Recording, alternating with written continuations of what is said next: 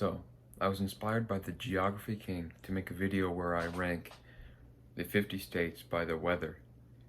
And I tell you, this has been a long, arduous process, much longer and more arduous than I thought it would be.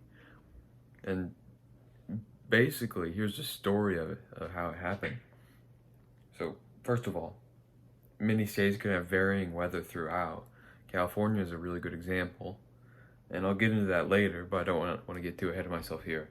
Um, but yeah, after a lot of thought, I was gonna like add up all the cities and take the average.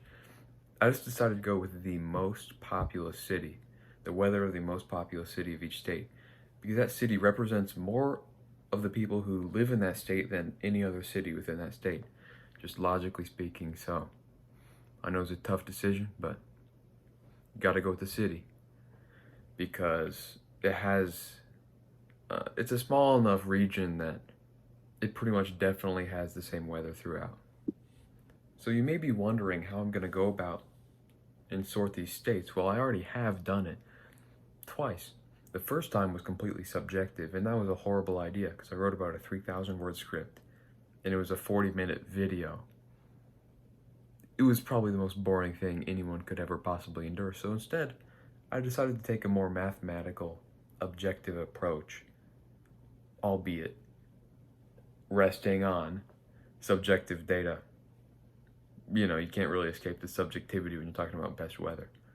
Okay, so for each state, I collected 4 pieces of data. That's the July high and January low, just to get that absolute range of the temperatures that regularly occur within a state, as well as the summer and winter comfort indices as per bestplaces.com.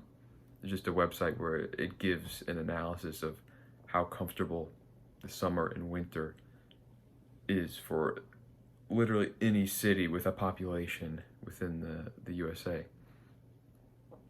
So I really just tried to find a way to consolidate all that information into a number that it spits out, and then you can rank the states from there, because that's just much more approachable than just thinking of whether or not a state is better than the other.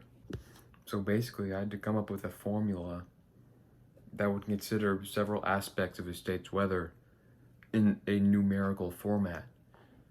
So what I originally did was I just took an average of the summer and winter values. That's a pretty good estimate, but it honestly could be better because let's say you have a state with a 10 in the summer, it's just perfect, but then a 4 in the winter, it's all snowy and super cold.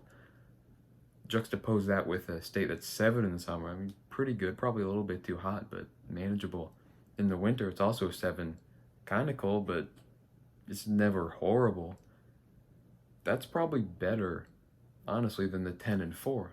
Because with the 10 and 4, you have to spend like pretty much half the year waiting for the other half of the year, whereas with the 7 and 7, it's pretty consistent level of satisfaction, or if you're a pessimist, dissatisfaction with the weather or climate where you live. So I took the average, and then I took a detriment. I kind of punished the states with a big range by taking 10, basically maximum, subtracting the minimum value, and then scaling it down. I just divided it by 5, so that the biggest difference 2 states with the same average could have is by 1. That would be with 10 and 0 and 5 and 5. 10 and 0 would have what I call a VVCS of 4, whereas 5 and 5 would just have a VVCS, Van Valer Climate Score, of 5. In fact, every state where the summer and winter are ranked the same, you take the average of that, and that's actually just equivalent to the VVCS. So you may be wondering how I actually came across deriving this formula. And on this handy dandy whiteboard is the explanation. It was gifted to me by a dear friend for having graduated high school, which is not a huge accomplishment. I did it and I got a whiteboard for it. I mean, I'll take it. So yeah, basically this is called the Van Valer Climate Score formula.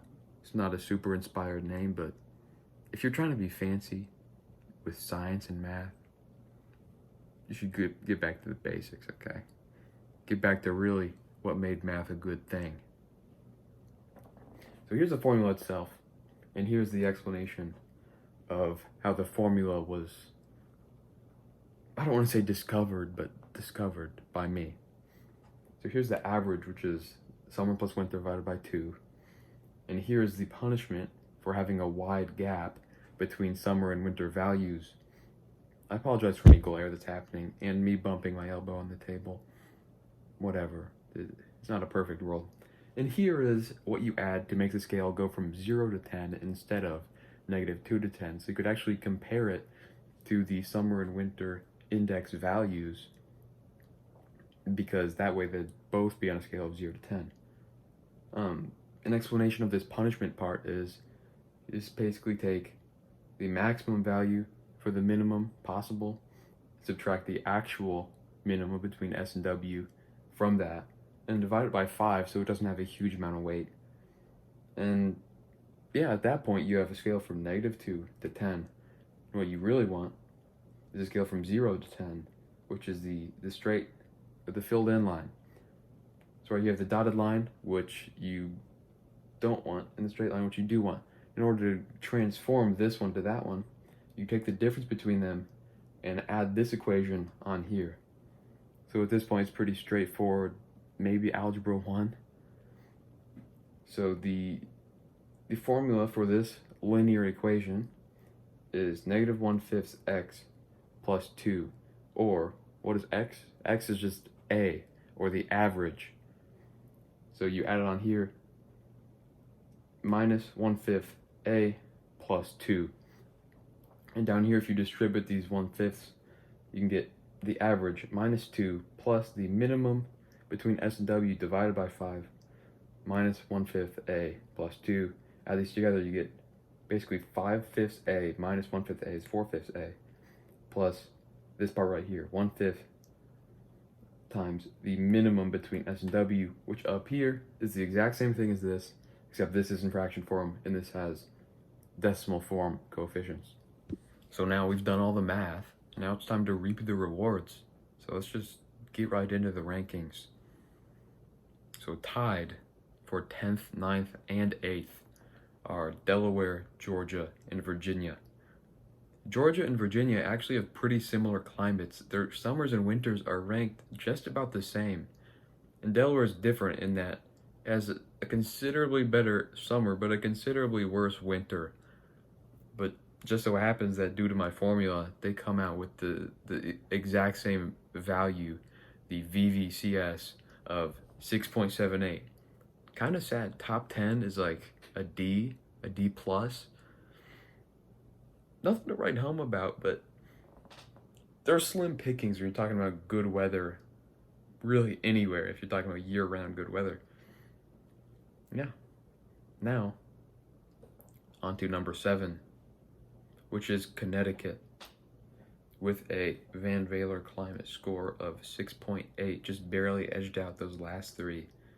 Connecticut has pretty nice summers, and thus is somewhat nice a lot of the year, but it does get pretty cold during the winter, so could be better. In 6th, we have Colorado, with a Van Valer climate score of 6.88. This is probably the most perplexing state in the whole list. It has the 7th hottest summers, surprisingly enough, and the 14th coldest winters. No state with a colder winter than it has a hotter summer, and no state with a hotter summer has a colder winter, which is usually not indicative of a good thing. Basically, the next hottest state with a colder winter is ranked as the 17th hottest state as opposed to the 6th hottest state, and that state is Montana, which is not ranked super great in this list. It's 19th, which is honestly better than I would have subjectively ranked it, better than I did subjectively rank it. Nevertheless, Colorado is ranked as number 6 based on my formula, so I'm not going to disagree with the math. So, tied for 5th, 4th, and 3rd are New Mexico, Oregon, and Washington. One of these is the odd one out, and it doesn't take a genius to find out which one. New Mexico, it's weird. July average high of 93, and January average low of like 28, if I'm getting my numbers right. No, 25. That's that's pretty horrendous, but if you think about the climate and the geography of New Mexico, it's a desert. So in the summer, there's not a whole lot of humidity just keeping it really hot overnight when the sun goes down. It gets down to like pretty decent temperatures even when it's a really hot day. And during the winter, because there's not a whole lot of precipitation in New Mexico, as per it being fairly deserty, it's not like there's a whole ton of snowfall. It has considerably less snowfall than even the average for the US. So I guess that's what has it ranked so high. I think the craziest thing is New Mexico has one of the hottest summers in the country, but summer is ranked as an 8.2, whereas Louisiana and Texas, they have like a couple degrees cooler during the summer, and it's ranked as a 2.0 out of 10 just because it's so much more humid. I think that's pretty interesting. And yeah, pretty much a lot of people don't think of New Mexico as a good place for weather. And if you look at the pure numbers, maybe it's not that great, but you really think about it geographic wise, it's not that bad. Number 2, with a Van Valer climate score of 8.08, we have Hawaii. I expected Hawaii, honestly, to be ranked number 1, but they don't really like the summers there. It's pretty humid. They ranked their summers a 7.6 out of 10. Honestly, could be a lot worse, but I don't know. I've never been there during the summer. I've been there during the winter. It does have the best ranked winter of any state, which makes sense. During the winter, it was like 72 and sunny during Christmas, on Christmas Day. That's just insane. They only ranked their winter in 8.8, whereas in Phoenix, Arizona, where it got down to 45 degrees Fahrenheit on average in January, they ranked it in 8.7. Average low in January for Hawaii is a 65 degree Fahrenheit.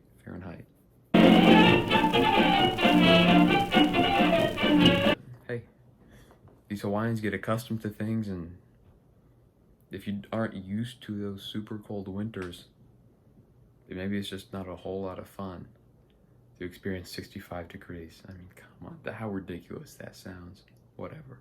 Now in first place, with a Van Valer climate score of 8.98.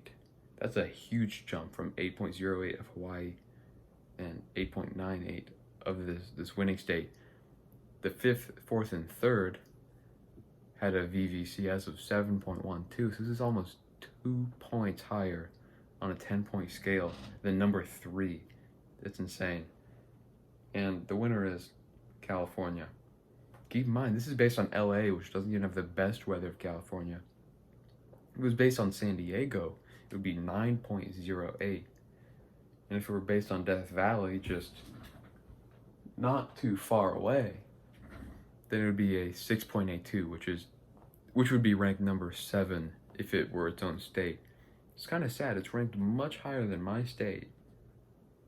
And I'd rather live with the climate of my state than the climate of Death Valley, where it gets up to 120, 134 at one point. But California actually has the best ranked summers, tied with Oregon and Washington, and the second best winters, behind Hawaii and tied with Phoenix, Arizona. So it really is the best of both worlds. You can see why so many people live on the coastal part of California. So yeah, that's the ranking. I hope you enjoyed, or at least didn't hate yourself for the entirety of this video. And if there's more than 0 people watching this, please give me some feedback. I know this is not the highest of production quality, but it is the middle of the night in the summer, and I'm just doing this for fun. So yeah, thanks for watching.